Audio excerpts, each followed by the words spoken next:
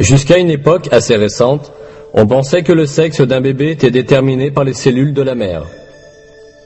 Ou au moins, on pensait que le sexe était déterminé conjointement par les cellules mâles et femelles. Mais le Coran nous donne des informations différentes. Il affirme que la masculinité ou la féminité est créée du sperme déversé dans la matrice.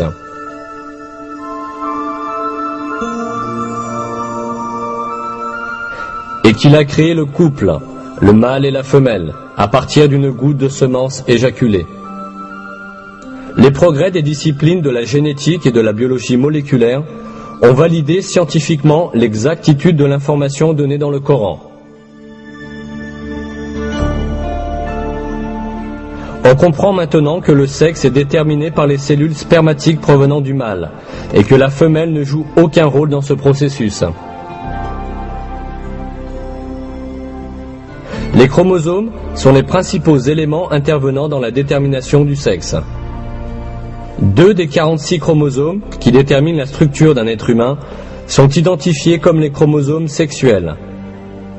Ces 2 chromosomes sont appelés XY chez les mâles et XX chez les femelles, parce que la forme des chromosomes ressemble à ces lettres.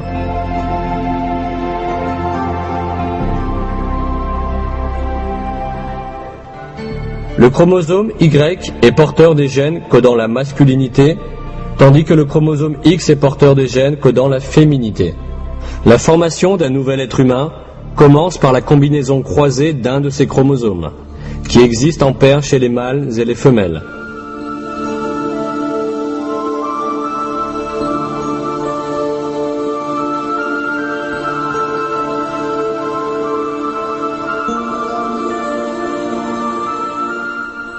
Si un chromosome X d'une femelle s'unit avec un sperme contenant un chromosome X, alors le bébé sera de sexe féminin.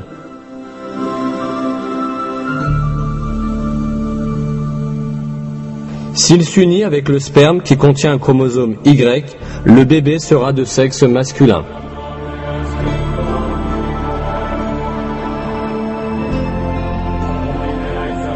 Autrement dit, le sexe d'un bébé est déterminé par celui des chromosomes du mâle qui s'unit avec l'ovule de la femelle.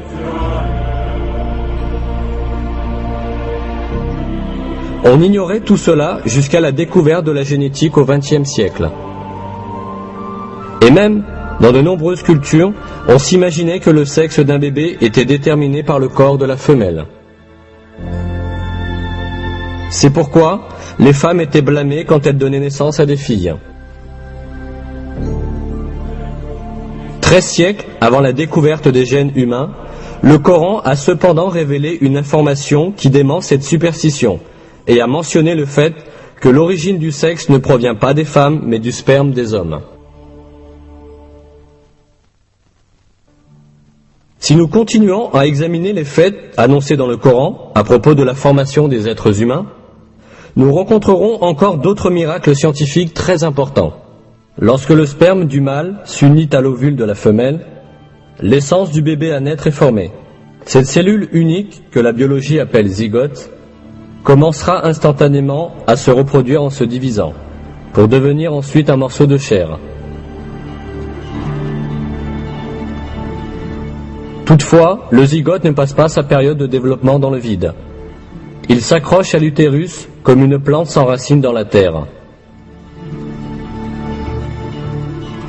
Grâce à ce lien, le zygote obtient du corps de la mère les substances essentielles à son développement. C'est là qu'apparaît un miracle très important du Coran. Parlant du zygote qui se développe dans l'utérus de la mère, Dieu emploie dans le Coran le mot « alaq », adhérence.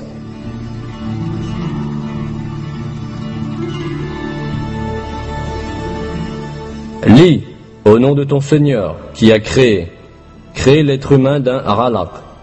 Lis, car ton Seigneur est le très généreux.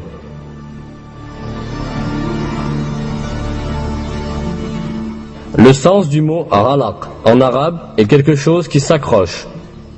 Ce mot est utilisé littéralement pour décrire les sangsues qui s'accrochent au corps pour sucer le sang.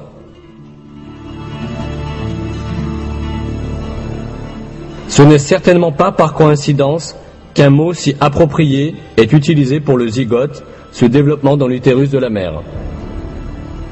Cela prouve, une fois de plus, que le Coran est une révélation de Dieu, le Seigneur de tous les mondes.